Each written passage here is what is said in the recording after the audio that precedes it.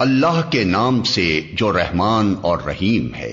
تم نیکی کو نہیں پہنچ سکتے جب تک کہ اپنی وہ چیزیں خدا کی راہ میں خرچ نہ کرو جنہیں تم عزیز رکھتے ہو، اور جو کچھ تم خرچ کرو گے اللہ اس سے بے خبر نہ ہوگا۔ کھانے کی یہ ساری چیزیں جو شریعت محمدی میں حلال ہیں بنی اسرائیل کے لیے بھی حلال تھیں، البتہ بعض چیزیں ایسی تھیں جنہیں تورات کے نازل کیے جانے سے پہلے اسرائیل نے خود اپنے اوپر حرام کر لیا تھا۔ ان سے کہو اگر تم اپنے اعتراض میں سچے ہو تو لاؤ تورات اور پیش کرو اس کی کوئی عبارت۔ اس کے بعد بھی جو لوگ اپنی جھوٹی گھڑی ہوئی باتیں اللہ کی طرف منسوب کرتے رہیں وہی در حقیقت ظالم ہیں۔ کہو اللہ نے جو کچھ فرمایا ہے سچ فرمایا ہے۔ تم کو یکسو ہو کر ابراہیم کے طریقے کی پیروی کرنی چاہیے، اور ابراہیم شرک کرنے والوں میں سے نہ تھا۔ بے شک سب سے پہلی عبادت گاہ جو انسانوں کے لیے تعمیر ہوئی وہ وہی ہے جو مکے میں واقع ہے۔ اس کو خیر و برکت دی گئی تھی اور تمام جہان والوں کے لیے مرکز ہدایت بنایا گیا تھا۔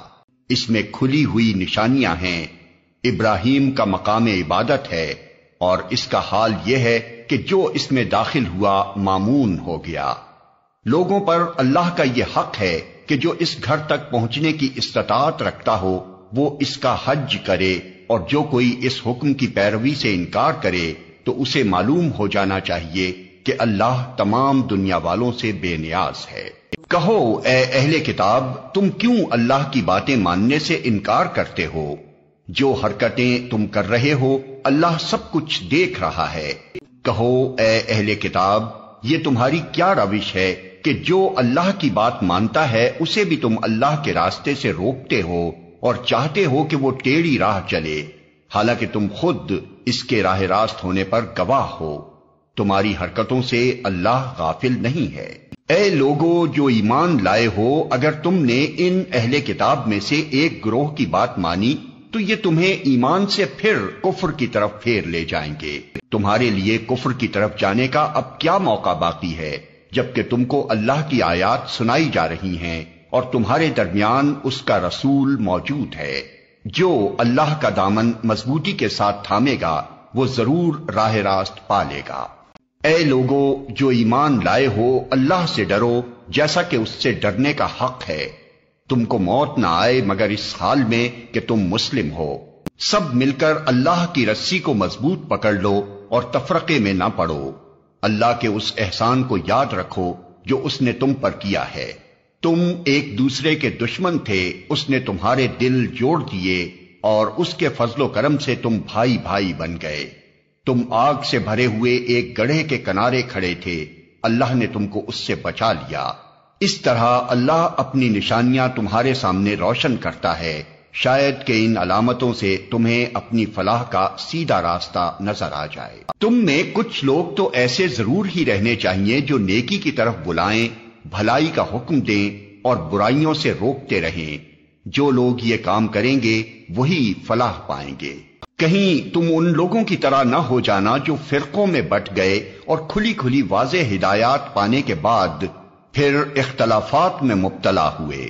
جنہوں نے یہ روش اختیار کی وہ اس روز سخت سزا پائیں گے، جبکہ کچھ لوگ سرخ رو ہوں گے اور کچھ لوگوں کا منہ کالا ہوگا۔ جن کا منہ کالا ہوگا ان سے کہا جائے گا کہ نعمت ایمان پانے کے بعد بھی تم نے کافرانہ رویہ اختیار کیا۔ اچھا تو اب اس کفران نعمت کے صلے میں عذاب کا مزہ چکھو۔ رہے وہ لوگ جن کے چہرے روشن ہوں گے تو ان کو اللہ کے دامن رحمت میں جگہ ملے گی اور ہمیشہ وہ اسی حالت میں رہیں گے۔ یہ اللہ کے ارشادات ہیں جو ہم تمہیں ٹھیک ٹھیک سنا رہے ہیں، کیونکہ اللہ دنیا والوں پر ظلم کرنے کا کوئی ارادہ نہیں رکھتا۔ زمین و آسمان کی ساری چیزوں کا مالک اللہ ہے اور سارے معاملات اللہ ہی کے حضور پیش ہوتے ہیں۔ اب دنیا میں وہ بہترین گروہ تم ہو جسے انسانوں کی ہدایت و اصلاح کے لیے میدان میں لایا گیا ہے۔ تم نیکی کا حکم دیتے ہو، بدی سے روکتے ہو اور اللہ پر ایمان رکھتے ہو۔ یہ اہل کتاب ایمان لاتے تو انہی کے حق میں بہتر تھا، اگرچہ ان میں کچھ لوگ ایماندار بھی پائے جاتے ہیں مگر ان کے بیشتر افراد نافرمان ہیں۔ یہ تمہارا کچھ بگاڑ نہیں سکتے، زیادہ سے زیادہ بس کچھ ستا سکتے ہیں۔ اگر یہ تم سے لڑیں گے تو مقابلے میں پیٹھ دکھائیں گے، پھر ایسے بے بس ہوں گے کہ کہیں سے ان کو مدد نہ ملے گی۔ یہ جہاں بھی پائے گئے ان پر ذلت کی مار ہی پڑی، کہیں اللہ کے ذمے یا انسانوں کے ذمے میں پناہ مل گئی تو یہ اور بات ہے۔ یہ اللہ کے غضب میں گھر چکے ہیں، ان پر محتاجی و مغلوبی مسلط کر دی گئی ہے، اور یہ سب کچھ صرف اس وجہ سے ہوا ہے کہ یہ اللہ کی آیات سے کفر کرتے رہے اور انہوں نے پیغمبروں کو ناحق قتل کیا۔ یہ ان کی نافرمانیوں اور زیادتیوں کا انجام ہے۔ مگر سارے اہل کتاب یکساں نہیں ہیں، ان میں کچھ لوگ ایسے بھی ہیں جو راہ راست پر قائم ہیں، راتوں کو اللہ کی آیات پڑھتے ہیں اور اس کے آگے سجدہ ریز ہوتے ہیں، اللہ اور روز آخرت پر ایمان رکھتے ہیں، نیکی کا حکم دیتے ہیں، برائیوں سے روکتے ہیں اور بھلائی کے کاموں میں سرگرم رہتے ہیں۔ یہ صالح لوگ ہیں، اور جو نیکی بھی یہ کریں گے اس کی ناقدری نہ کی جائے گی۔ اللہ پرہیزگار لوگوں کو خوب جانتا ہے۔ رہے وہ لوگ جنہوں نے کفر کا رویہ اختیار کیا تو اللہ کے مقابلے میں ان کو نہ ان کا مال کچھ کام دے گا نہ اولاد، وہ تو آگ میں جانے والے لوگ ہیں اور آگ ہی میں ہمیشہ رہیں گے۔ جو کچھ وہ اپنی اس دنیا کی زندگی میں خرچ کر رہے ہیں اس کی مثال اس ہوا کی سی ہے جس میں پالا ہو، اور وہ ان لوگوں کی کھیتی پر چلے جنہوں نے اپنے اوپر آپ ظلم کیا ہے اور اسے برباد کر کے رکھ دے۔ اللہ نے ان پر ظلم نہیں کیا، در حقیقت یہ خود اپنے اوپر ظلم کر رہے ہیں۔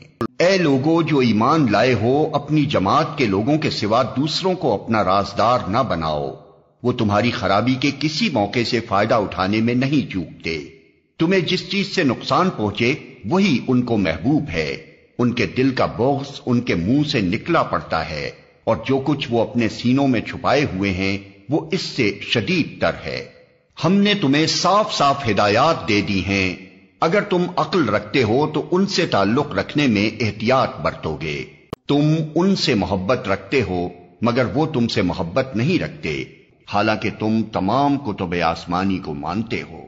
جب وہ تم سے ملتے ہیں تو کہتے ہیں کہ ہم نے بھی تمہارے رسول اور تمہاری کتاب کو مان لیا ہے، مگر جب جدا ہوتے ہیں تو تمہارے خلاف ان کے غیظ و غضب کا یہ حال ہوتا ہے کہ اپنی انگلیاں چبانے لگتے ہیں۔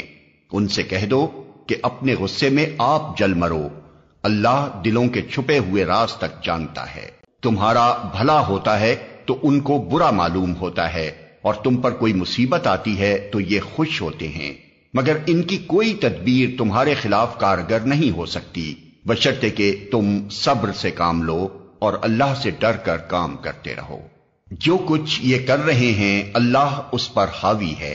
اے پیغمبر، مسلمانوں کے سامنے اس موقع کا ذکر کرو جب تم صبح سویرے اپنے گھر سے نکلے تھے اور احد کے میدان میں مسلمانوں کو جنگ کے لیے جا بجا مامور کر رہے تھے۔ اللہ ساری باتیں سنتا ہے اور وہ نہایت باخبر ہے۔ یاد کرو جب تم میں سے دو گروہ بزدلی دکھانے پر آمادہ ہو گئے تھے، حالانکہ اللہ ان کی مدد پر موجود تھا، اور مومنوں کو اللہ ہی پر بھروسہ رکھنا چاہیے۔ آخر اس سے پہلے جنگ بدر میں اللہ تمہاری مدد کر چکا تھا، حالانکہ اس وقت تم بہت کمزور تھے، لہذا تم کو چاہیے کہ اللہ کی ناشکری سے بچو۔ امید ہے کہ اب تم شکر گزار بنو گے۔ یاد کرو جب تم مومنوں سے کہہ رہے تھے کیا تمہارے لیے یہ بات کافی نہیں کہ اللہ 3000 فرشتے اتار کر تمہاری مدد کرے؟ بے شک اگر تم صبر کرو اور خدا سے ڈرتے ہوئے کام کرو تو جس آن دشمن تمہارے اوپر چڑھ کر آئیں گے اسی آن تمہارا رب 3000 نہیں 5000 صاحب نشان فرشتوں سے تمہاری مدد کرے گا۔ یہ بات اللہ نے تمہیں اس لیے بتا دی ہے کہ تم خوش ہو جاؤ اور تمہارے دل مطمئن ہو جائیں۔ فتح و نصرت جو کچھ بھی ہے اللہ کی طرف سے ہے، جو بڑی قوت والا اور دانا و بینا ہے، اور یہ مدد وہ تمہیں اس لیے دے گا تاکہ کفر کی راہ چلنے والوں کا ایک بازو کاٹ دے یا ان کو ایسی ذلیل شکست دے کہ وہ نامرادی کے ساتھ پسپا ہو جائیں۔ اے پیغمبر، فیصلے کے اختیارات میں تمہارا کوئی حصہ نہیں، اللہ کو اختیار ہے، چاہے انہیں معاف کرے چاہے سزا دے، کیونکہ وہ ظالم ہیں۔ زمین اور آسمانوں میں جو کچھ ہے اس کا مالک اللہ ہے، جس کو چاہے بخش دے اور جس کو چاہے عذاب دے، وہ معاف کرنے والا اور رحیم ہے۔ اے لوگو جو ایمان لائے ہو، یہ بڑھتا اور چڑھتا سود کھانا چھوڑ دو اور اللہ سے ڈرو، امید ہے کہ فلاح پاؤ گے۔ اس آگ سے بچو جو کافروں کے لیے مہیا کی گئی ہے، اور اللہ اور رسول کا حکم مان لو، توقع ہے کہ تم پر رحم کیا جائے گا۔ دوڑ کر چلو اس راہ پر جو تمہارے رب کی بخشش اور اس جنت کی طرف جاتی ہے جس کی وسعت زمین اور آسمانوں جیسی ہے، اور وہ ان خدا ترس لوگوں کے لیے مہیا کی گئی ہے جو ہر حال میں اپنے مال خرچ کرتے ہیں، خواہ بدحال ہوں یا خوشحال، جو غصے کو پی جاتے ہیں اور دوسروں کے قصور معاف کر دیتے ہیں۔ ایسے نیک لوگ اللہ کو بہت پسند ہیں۔ اور جن کا حال یہ ہے کہ اگر کبھی کوئی فحش کام ان سے سرزد ہو جاتا ہے یا کسی گناہ کا ارتکاب کر کے وہ اپنے اوپر ظلم کر بیٹھتے ہیں تو اللہ انہیں یاد آ جاتا ہے اور اس سے وہ اپنے قصوروں کی معافی چاہتے ہیں، کیونکہ اللہ کے سوا اور کون ہے جو گناہ معاف کر سکتا ہو، اور وہ دیدہ و دانستہ اپنے کیے پر اصرار نہیں کرتے۔ ایسے لوگوں کی جزا ان کے رب کے پاس یہ ہے کہ وہ ان کو معاف کر دے گا، اور ایسے باغوں میں انہیں داخل کرے گا جن کے نیچے نہریں بہتی ہوں گی، اور وہاں وہ ہمیشہ رہیں گے۔ کیسا اچھا بدلہ ہے نیک عمل کرنے والوں کے لیے۔ تم سے پہلے بہت سے دور گزر چکے ہیں، زمین میں چل پھر کر دیکھ لو کہ ان لوگوں کا کیا انجام ہوا جنہوں نے اللہ کے احکام و ہدایات کو جھٹلایا۔ یہ لوگوں کے لیے ایک صاف اور صریح تنبیہ ہے، اور جو اللہ سے ڈرتے ہوں ان کے لیے ہدایت اور نصیحت۔ دل شکستہ نہ ہو، غم نہ کرو، تم ہی غالب رہو گے اگر تم مومن ہو۔ اس وقت اگر تمہیں چوٹ لگی ہے تو اس سے پہلے ایسی ہی چوٹ تمہارے مخالف فریق کو بھی لگ چکی ہے۔ یہ تو زمانے کے نشیب و فراز ہیں جنہیں ہم لوگوں کے درمیان گردش دیتے رہتے ہیں۔ تم پر یہ وقت اس لیے لایا گیا کہ اللہ دیکھنا چاہتا تھا کہ تم میں سچے مومن کون ہیں، اور ان لوگوں کو چھانٹ لینا چاہتا تھا جو واقعی راستی کے گواہ ہوں، کیونکہ ظالم لوگ اللہ کو پسند نہیں ہیں، اور وہ اس آزمائش کے ذریعے سے مومنوں کو الگ چھانٹ کر کافروں کی سرکوبی کرنا چاہتا تھا۔ کیا تم نے یہ سمجھ رکھا ہے کہ یوں ہی جنت میں چلے جاؤ گے، حالانکہ ابھی اللہ نے یہ تو دیکھا ہی نہیں کہ تم میں کون وہ لوگ ہیں جو اس کی راہ میں جانیں لڑانے والے اور اس کی خاطر صبر کرنے والے ہیں۔ تم تو موت کی تمنائیں کر رہے تھے، مگر یہ اس وقت کی بات تھی جب موت سامنے نہ آئی تھی۔ لو اب وہ تمہارے سامنے آ گئی اور تم نے اسے آنکھوں دیکھ لیا۔ محمد اس کے سوا کچھ نہیں کہ بس ایک رسول ہیں، ان سے پہلے اور رسول بھی گزر چکے ہیں۔ پھر کیا اگر وہ مر جائیں یا قتل کر دیے جائیں تو تم لوگ الٹے پاؤں پھر جاؤ گے؟ یاد رکھو جو الٹا پھرے گا وہ اللہ کا کچھ نقصان نہ کرے گا، البتہ جو اللہ کے شکر گزار بندے بن کر رہیں گے انہیں وہ اس کی جزا دے گا۔ کوئی ذی روح اللہ کے اذن کے بغیر نہیں مر سکتا، موت کا وقت تو لکھا ہوا ہے۔ جو شخص ثواب دنیا کے ارادے سے کام کرے گا اس کو ہم دنیا ہی میں سے دیں گے، اور جو ثواب آخرت کے ارادے سے کام کرے گا وہ آخرت کا ثواب پائے گا، اور شکر کرنے والوں کو ہم ان کی جزا ضرور عطا کریں گے۔ اس سے پہلے کتنے ہی نبی ایسے گزر چکے ہیں جن کے ساتھ مل کر بہت سے خدا پرستوں نے جنگ کی، اللہ کی راہ میں جو مصیبتیں ان پر پڑیں ان سے وہ دل شکستہ نہیں ہوئے، انہوں نے کمزوری نہیں دکھائی، وہ باطل کے آگے سرنگوں نہیں ہوئے۔ ایسے ہی صابروں کو اللہ پسند کرتا ہے۔ ان کی دعا بس یہ تھی کہ اے ہمارے رب، ہماری غلطیوں اور کوتاہیوں سے درگزر فرما، ہمارے کام میں تیرے حدود سے جو کچھ تجاوز ہو گیا ہو اسے معاف کر دے، ہمارے قدم جما دے اور کافروں کے مقابلے میں ہماری مدد کر۔ آخر کار اللہ نے ان کو دنیا کا ثواب بھی دیا اور اس سے بہتر ثواب آخرت بھی عطا کیا۔ اللہ کو ایسے ہی نیک عمل لوگ پسند ہیں۔ اے لوگو جو ایمان لائے ہو، اگر تم ان لوگوں کے اشاروں پر چلو گے جنہوں نے کفر کی راہ اختیار کی ہے تو وہ تم کو الٹا پھیر لے جائیں گے اور تم نامراد ہو جاؤ گے۔ ان کی باتیں غلط ہیں، حقیقت یہ ہے کہ اللہ تمہارا حامی و مددگار ہے اور وہ بہترین مدد کرنے والا ہے۔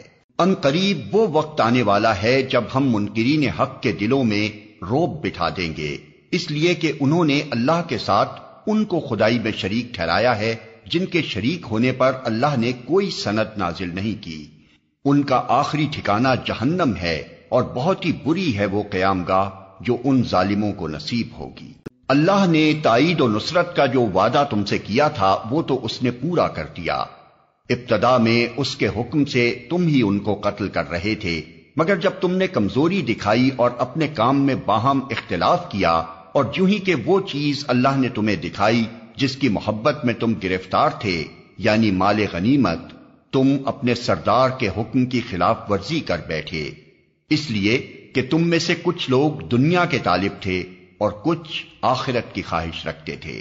تب اللہ نے تمہیں کافروں کے مقابلے میں پسپا کر دیا تاکہ تمہاری آزمائش کرے، اور حق یہ ہے کہ اللہ نے پھر بھی تمہیں معاف ہی کر دیا، کیونکہ مومنوں پر اللہ بڑی نظر عنایت رکھتا ہے۔ یاد کرو جب تم بھاگے چلے جا رہے تھے، کسی کی طرف پلٹ کر دیکھنے تک کا ہوش تمہیں نہ تھا، اور رسول تمہارے پیچھے تم کو پکار رہا تھا۔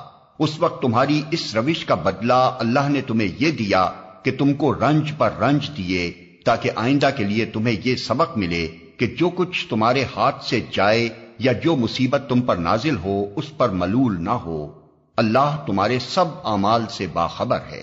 اس غم کے بعد پھر اللہ نے تم میں سے کچھ لوگوں پر ایسی اطمینان کی سی حالت طاری کر دی کہ وہ اونگنے لگے، مگر ایک دوسرا گروہ جس کے لیے ساری اہمیت بس اپنے مفاد ہی کی تھی، اللہ کے متعلق طرح طرح کے جاہلانہ گمان کرنے لگا جو سراسر خلاف حق تھے۔ یہ لوگ اب کہتے ہیں کہ اس کام کے چلانے میں ہمارا بھی کوئی حصہ ہے۔ ان سے کہو کسی کا کوئی حصہ نہیں، اس کام کے سارے اختیارات اللہ کے ہاتھ میں ہیں۔ دراصل یہ لوگ اپنے دلوں میں جو بات چھپائے ہوئے ہیں اسے تم پر ظاہر نہیں کرتے۔ ان کا اصل مطلب یہ ہے کہ اگر قیادت کے اختیارات میں ہمارا کچھ حصہ ہوتا تو یہاں ہم نہ مارے جاتے۔ ان سے کہہ دو کہ اگر تم اپنے گھروں میں بھی ہوتے تو جن لوگوں کی موت لکھی ہوئی تھی وہ خود اپنی قتل گاہوں کی طرف نکل آتے، اور یہ معاملہ جو پیش آیا یہ تو اس لیے تھا کہ جو کچھ تمہارے سینوں میں پوشیدہ ہے اللہ اسے آزما لے، اور جو کھوٹ تمہارے دلوں میں ہے اسے چھانٹ دے۔ اللہ دلوں کا حال خوب جانتا ہے۔ تم میں سے جو لوگ مقابلے کے دن پیٹھ پھیر گئے تھے ان کی اس لغزش کا سبب یہ تھا کہ ان کی بعض کمزوریوں کی وجہ سے شیطان نے ان کے قدم ڈگمگا دیے تھے۔ اللہ نے انہیں معاف کر دیا۔ اللہ بہت درگزر کرنے والا اور بردبار ہے۔ اے لوگو جو ایمان لائے ہو، کافروں کی سی باتیں نہ کرو جن کے عزیز و اقارب اگر کبھی سفر پر جاتے ہیں یا جنگ میں شریک ہوتے ہیں اور وہاں کسی حادثے سے دوچار ہو جاتے ہیں تو وہ کہتے ہیں کہ اگر وہ ہمارے پاس ہوتے تو نہ مارے جاتے اور نہ قتل ہوتے۔ اللہ اس قسم کی باتوں کو ان کے دلوں میں حسرت و اندوہ کا سبب بنا دیتا ہے، ورنہ دراصل مارنے اور جلانے والا تو اللہ ہی ہے، اور تمہاری تمام حرکات پر وہی نگراں ہے۔ اگر تم اللہ کی راہ میں مارے جاؤ یا مر جاؤ تو اللہ کی جو رحمت اور بخشش تمہارے حصے میں آئے گی وہ ان ساری چیزوں سے زیادہ بہتر ہے جنہیں یہ لوگ جمع کرتے ہیں، اور خواہ تم مرو یا مارے جاؤ بہرحال تم سب کو سمٹ کر جانا اللہ ہی کی طرف ہے۔ اے پیغمبر، یہ اللہ کی بڑی رحمت ہے کہ تم ان لوگوں کے لیے بہت نرم مزاج واقع ہوئے ہو، ورنہ اگر کہیں تم تند خو اور سنگ دل ہوتے تو یہ سب تمہارے گرد و پیش سے چھٹ جاتے۔ ان کے قصور معاف کر دو، ان کے حق میں دعائے مغفرت کرو، اور دین کے کام میں ان کو بھی شریک مشورہ رکھو۔ پھر جب تمہارا عزم کسی رائے پر مستحکم ہو جائے تو اللہ پر بھروسہ کرو۔ اللہ کو وہ لوگ پسند ہیں جو اسی کے بھروسے پر کام کرتے ہیں۔ اللہ تمہاری مدد پر ہو تو کوئی طاقت تم پر غالب آنے والی نہیں، اور وہ تمہیں چھوڑ دے تو اس کے بعد کون ہے جو تمہاری مدد کر سکتا ہو؟ پس جو سچے مومن ہیں ان کو اللہ ہی پر بھروسہ رکھنا چاہیے۔ کسی نبی کا یہ کام نہیں ہو سکتا کہ وہ خیانت کر جائے، اور جو کوئی خیانت کرے تو وہ اپنی خیانت سمیت قیامت کے روز حاضر ہو جائے گا۔ پھر ہر متنفس کو اس کی کمائی کا پورا پورا بدلہ مل جائے گا، اور کسی پر کچھ ظلم نہ ہوگا۔ بھلا یہ کیسے ہو سکتا ہے کہ جو شخص ہمیشہ اللہ کی رضا پر چلنے والا ہو وہ اس شخص کے سے کام کرے جو اللہ کے غضب میں گھر گیا ہو اور جس کا آخری ٹھکانہ جہنم ہو جو بدترین ٹھکانہ ہے۔ اللہ کے نزدیک دونوں قسم کے آدمیوں میں بدرجہ فرق ہے اور اللہ سب کے اعمال پر نظر رکھتا ہے۔ در حقیقت اہل ایمان پر تو اللہ نے یہ بہت بڑا احسان کیا ہے کہ ان کے درمیان خود انہی میں سے ایک ایسا پیغمبر اٹھایا جو اس کی آیات انہیں سناتا ہے، ان کی زندگیوں کو سنوارتا ہے اور ان کو کتاب اور دانائی کی تعلیم دیتا ہے، حالانکہ اس سے پہلے یہی لوگ صریح گمراہیوں میں پڑے ہوئے تھے۔ اور یہ تمہارا کیا حال ہے کہ جب تم پر مصیبت آ پڑی تو تم کہنے لگے یہ کہاں سے آئی، حالانکہ جنگ بدر میں اس سے دگنی مصیبت تمہارے ہاتھوں فریق مخالف پر پڑ چکی ہے۔ اے نبی ان سے کہو یہ مصیبت تمہاری اپنی لائی ہوئی ہے، اللہ ہر چیز پر قادر ہے۔ جو نقصان لڑائی کے دن تمہیں پہنچا وہ اللہ کے اذن سے تھا اور اس لیے تھا کہ اللہ دیکھ لے تم میں سے مومن کون ہیں اور منافق کون۔ وہ منافق کہ جب ان سے کہا گیا آؤ اللہ کی راہ میں جنگ کرو یا کم از کم اپنے شہر کی مدافعت ہی کرو، تو کہنے لگے اگر ہمیں علم ہوتا کہ آج جنگ ہوگی تو ہم ضرور تمہارے ساتھ چلتے۔ یہ بات جب وہ کہہ رہے تھے اس وقت وہ ایمان کی بنسبت کفر سے زیادہ قریب تھے۔ وہ اپنی زبانوں سے وہ باتیں کہتے ہیں جو ان کے دلوں میں نہیں ہوتی، اور جو کچھ وہ دلوں میں چھپاتے ہیں اللہ اسے خوب جانتا ہے۔ یہ وہی لوگ ہیں جو خود تو بیٹھے رہے اور ان کے جو بھائی بند لڑنے گئے اور مارے گئے ان کے متعلق انہوں نے کہہ دیا کہ اگر وہ ہماری بات مان لیتے تو نہ مارے جاتے۔ ان سے کہو اگر تم اپنے اس قول میں سچے ہو تو خود تمہاری موت جب آئے اسے ٹال کر دکھا دینا۔ جو لوگ اللہ کی راہ میں قتل ہوئے ہیں انہیں مردہ نہ سمجھو، وہ تو حقیقت میں زندہ ہیں، اپنے رب کے پاس رزق پا رہے ہیں۔ جو کچھ اللہ نے اپنے فضل سے انہیں دیا ہے اس پر خوش و خرم ہیں اور مطمئن ہیں کہ جو اہل ایمان ان کے پیچھے دنیا میں رہ گئے ہیں اور ابھی وہاں نہیں پہنچے ہیں ان کے لیے بھی کسی خوف اور رنج کا موقع نہیں ہے۔ وہ اللہ کے انعام اور اس کے فضل پر شاداں و فرحاں ہیں اور ان کو معلوم ہو چکا ہے کہ اللہ مومنوں کے اجر کو ضائع نہیں کرتا۔ جن لوگوں نے زخم کھانے کے بعد بھی اللہ اور رسول کی پکار پر لبیک کہا ان میں جو اشخاص نیکوکار اور پرہیزگار ہیں ان کے لیے بڑا اجر ہے۔ اور وہ جن سے لوگوں نے کہا کہ تمہارے خلاف بڑی فوجیں جمع ہوئی ہیں ان سے ڈرو، تو یہ سن کر ان کا ایمان اور بڑھ گیا اور انہوں نے جواب دیا کہ ہمارے لیے اللہ کافی ہے اور وہی بہترین کارساز ہے۔ آخر کار وہ اللہ تعالی کی نعمت اور فضل کے ساتھ پلٹ آئے، ان کو کسی قسم کا ضرر بھی نہ پہنچا اور اللہ کی رضا پر چلنے کا شرف بھی انہیں حاصل ہو گیا۔ اللہ بڑا فضل فرمانے والا ہے۔ اب تمہیں معلوم ہو گیا کہ وہ دراصل شیطان تھا جو اپنے دوستوں سے خواہ مخواہ ڈرا رہا تھا، لہذا آئندہ تم انسانوں سے نہ ڈرنا، مجھ سے ڈرنا اگر تم حقیقت میں صاحب ایمان ہو۔ اے پیغمبر، جو لوگ آج کفر کی راہ میں بڑی دوڑ دھوپ کر رہے ہیں ان کی سرگرمیاں تمہیں آزردہ نہ کریں، یہ اللہ کا کچھ بھی نہ بگاڑ سکیں گے۔ اللہ کا ارادہ یہ ہے کہ ان کے لیے آخرت میں کوئی حصہ نہ رکھے اور بالآخر ان کو سخت سزا ملنے والی ہے۔ جو لوگ ایمان کو چھوڑ کر کفر کے خریدار بنے ہیں وہ یقیناً اللہ کا کوئی نقصان نہیں کر رہے ہیں، ان کے لیے دردناک عذاب تیار ہے۔ یہ ڈھیل جو ہم انہیں دیے جاتے ہیں اس کو یہ کافر اپنے حق میں بہتری نہ سمجھیں، ہم تو انہیں اس لیے ڈھیل دے رہے ہیں کہ یہ خوب بار گناہ سمیٹ لیں، پھر ان کے لیے سخت ذلیل کرنے والی سزا ہے۔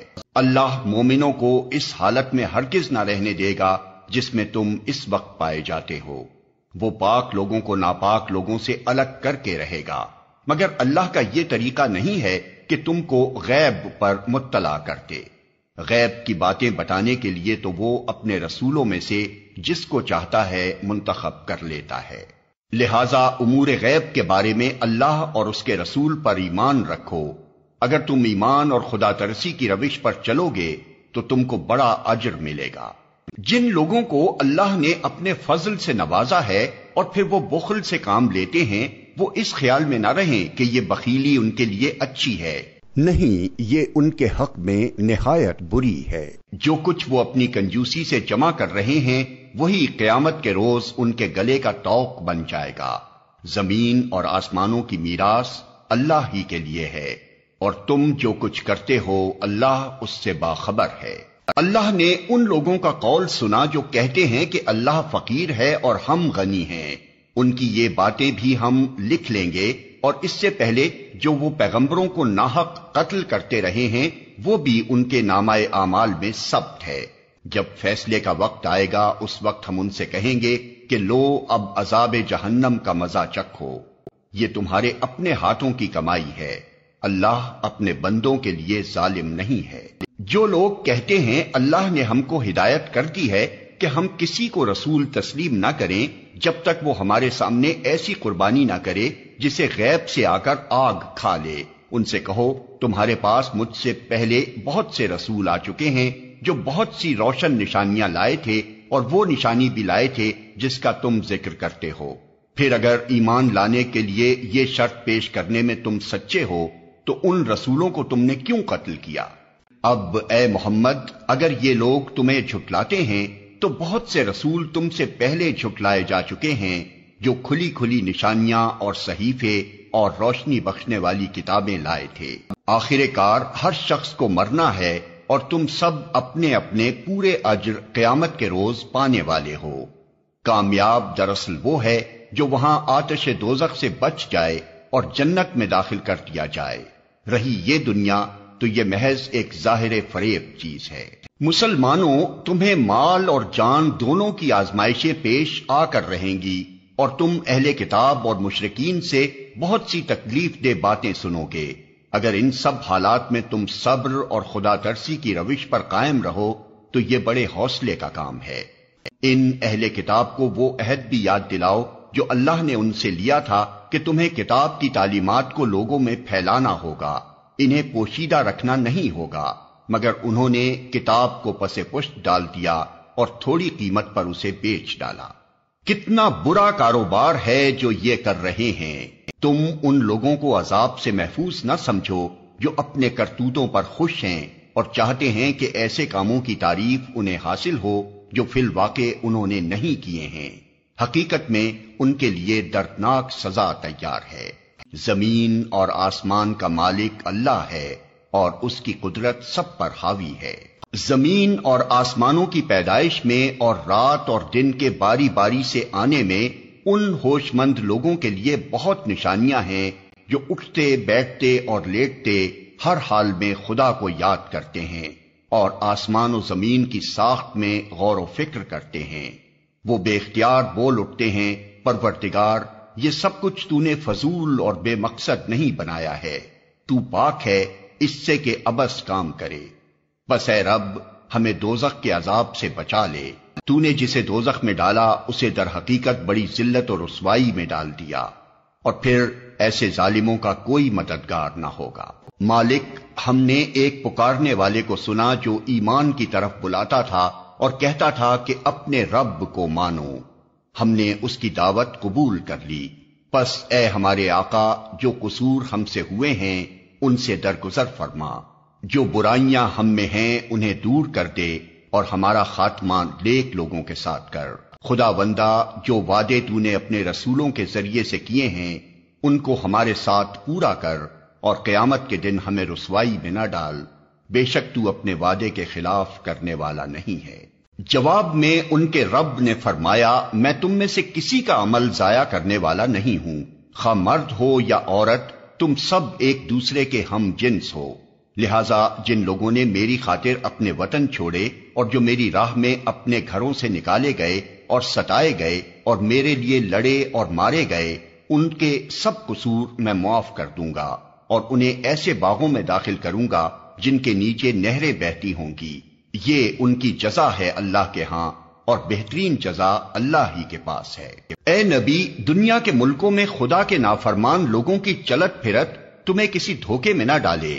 یہ محض چند روزہ زندگی کا تھوڑا سا لطف ہے، پھر یہ سب جہنم میں جائیں گے جو بدترین جائے قرار ہے۔ برعکس اس کے جو لوگ اپنے رب سے ڈرتے ہوئے زندگی بسر کرتے ہیں ان کے لیے ایسے باغ ہیں جن کے نیچے نہریں بہتی ہیں، ان باغوں میں وہ ہمیشہ رہیں گے۔ اللہ کی طرف سے یہ سامان ضیافت ہے ان کے لیے، اور جو کچھ اللہ کے پاس ہے نیک لوگوں کے لیے وہی سب سے بہتر ہے۔ اہل کتاب میں بھی کچھ لوگ ایسے ہیں جو اللہ کو مانتے ہیں، اس کتاب پر ایمان لاتے ہیں جو تمہاری طرف بھیجی گئی ہے، اور اس کتاب پر بھی ایمان رکھتے ہیں جو اس سے پہلے خود ان کی طرف بھیجی گئی تھی۔ اللہ کے آگے جھکے ہوئے ہیں اور اللہ کی آیات کو تھوڑی سی قیمت پر بیچ نہیں دیتے۔ ان کا اجر ان کے رب کے پاس ہے، اور اللہ حساب چکانے میں دیر نہیں لگاتا۔ اے لوگو جو ایمان لائے ہو، صبر سے کام لو، باطل پرستوں کے مقابلے میں پامردی دکھاؤ، حق کی خدمت کے لیے کمر بستہ رہو، اور اللہ سے ڈرتے رہو، امید ہے کہ فلاح پاؤ گے۔ لوگو اپنے رب سے ڈرو جس نے تم کو ایک جان سے پیدا کیا اور اسی جان سے اس کا جوڑا بنایا، اور ان دونوں سے بہت مرد و عورت دنیا میں پھیلا دیے۔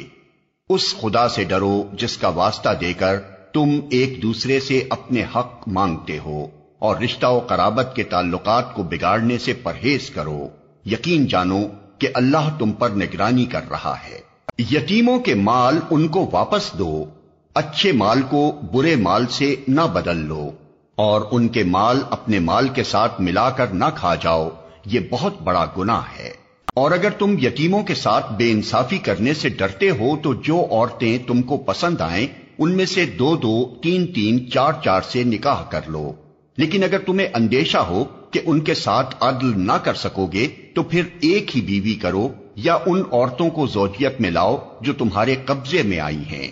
بے انصافی سے بچنے کے لیے یہ زیادہ قرین ثواب ہے۔ اور عورتوں کے مہر خوش دلی کے ساتھ فرض جانتے ہوئے ادا کرو، البتہ اگر وہ خود اپنی خوشی سے مہر کا کوئی حصہ تمہیں معاف کر دیں تو اسے تم مزے سے کھا سکتے ہو۔ اور اپنے وہ مال جنہیں اللہ نے تمہارے لیے قیام زندگی کا ذریعہ بنایا ہے نادان لوگوں کے حوالے نہ کرو، البتہ انہیں کھانے اور پہننے کے لیے دو، اور انہیں نیک ہدایت کرو۔ اور یتیموں کی آزمائش کرتے رہو یہاں تک کہ وہ نکاح کے قابل عمر کو پہنچ جائیں، پھر اگر تم ان کے اندر اہلیت پاؤ تو ان کے مال ان کے حوالے کر دو۔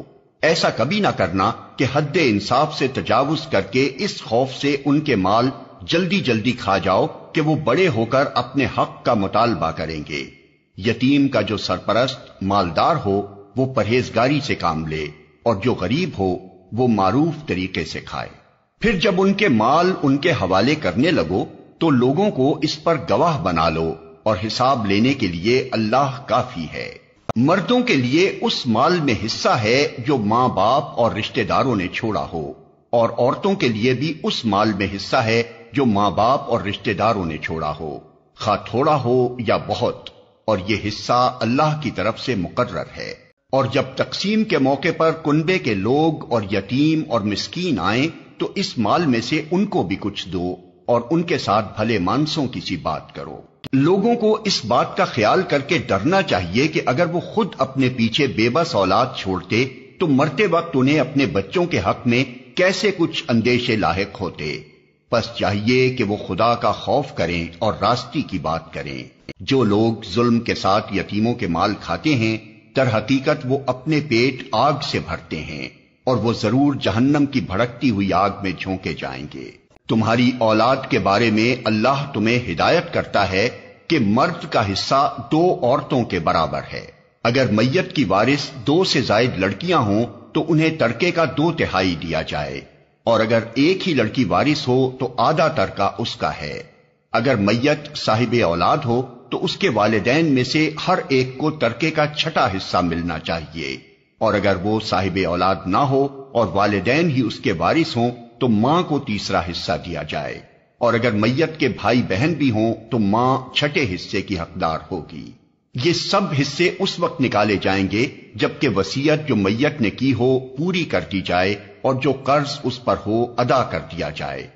تم نہیں جانتے کہ تمہارے ماں باپ اور تمہاری اولاد میں سے کون بالحاظ نفع تم سے قریب تر ہے۔ یہ حصے اللہ نے مقرر کر دیے ہیں، اور اللہ یقیناً سب حقیقتوں سے واقف اور ساری مصلحتوں کا جاننے والا ہے۔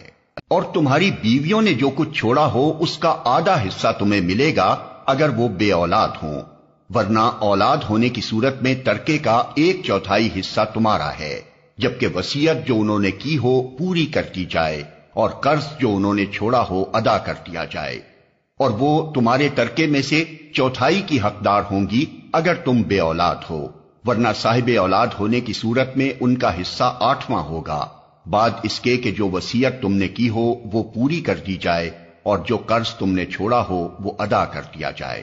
اور اگر وہ مرد یا عورت جس کی میراث تقسیم طلب ہے بے اولاد بھی ہو اور اس کے ماں باپ بھی زندہ نہ ہوں مگر اس کا ایک بھائی یا ایک بہن موجود ہو، تو بھائی اور بہن ہر ایک کو 6واں حصہ ملے گا، اور بھائی بہن ایک سے زیادہ ہوں تو کل ترکے کے 1/3 میں وہ سب شریک ہوں گے، جبکہ وصیت جو کی گئی ہو پوری کر دی جائے اور قرض جو میت نے چھوڑا ہو ادا کر دیا جائے، بشرطے کہ وہ ضرر رساں نہ ہو۔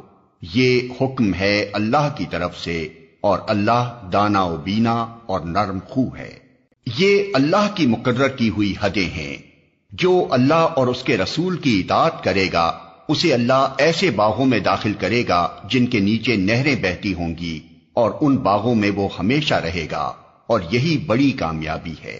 اور جو اللہ اور اس کے رسول کی نافرمانی کرے گا اور اس کی مقرر کی ہوئی حدوں سے تجاوز کر جائے گا اسے اللہ آگ میں ڈالے گا جس میں وہ ہمیشہ رہے گا، اور اس کے لیے رسوا کن سزا ہے۔ تمہاری عورتوں میں سے جو بدکاری کی مرتکب ہوں ان پر اپنے میں سے 4 آدمیوں کی گواہی لو، اور اگر 4 آدمی گواہی دے دیں تو ان کو گھروں میں بند رکھو یہاں تک کہ انہیں موت آ جائے یا اللہ ان کے لیے کوئی راستہ نکال دے۔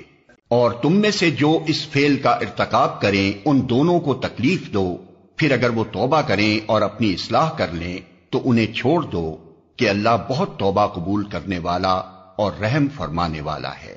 ہاں یہ جان لو کہ اللہ پر توبہ کی قبولیت کا حق انہی لوگوں کے لیے ہے جو نادانی کی وجہ سے کوئی برا فعل کر گزرتے ہیں اور اس کے بعد جلدی ہی توبہ کر لیتے ہیں۔ ایسے لوگوں پر اللہ اپنی نظر عنایت سے پھر متوجہ ہو جاتا ہے، اور اللہ ساری باتوں کی خبر رکھنے والا اور حکیم و دانا ہے۔